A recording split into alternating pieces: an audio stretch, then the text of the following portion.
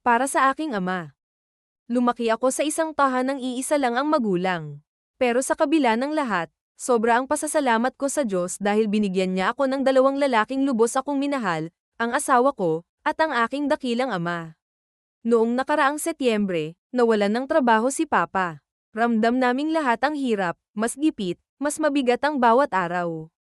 Pero sa totoo lang, noong mga panahong yun, kabubuo pa lang ng relasyon namin ni boyfriend, kaya mas nakatutok ako sa kanya at hindi ko gaanong pinansin ang pinagdadaanan sa buhay. Dumating ang birthday ni boyfriend at gusto ko siyang i-surprise. May nakita akong damit, napakaganda, perpekto para sa okasyon. Pero nang makita ko ang presyo, napalunok ako. Ang mahal. Gusto ko man, ayoko namang maging pabigat. Pero si Papa, ngumiti lang. Sabi niya, bilhin mo na.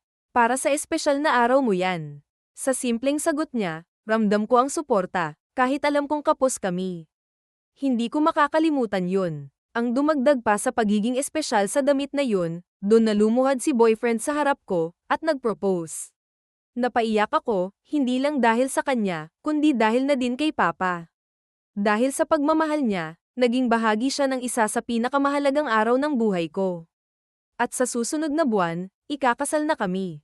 Habang buhay kong dadalhin sa puso ang pasasalamat para sa dalawang lalaking minahal ako ng buo, si fiancé, nakasama ko ngayon sa bagong yugto ng buhay, at si Papa, na laging nasa likod ko kahit gaano kahirap ang panahon.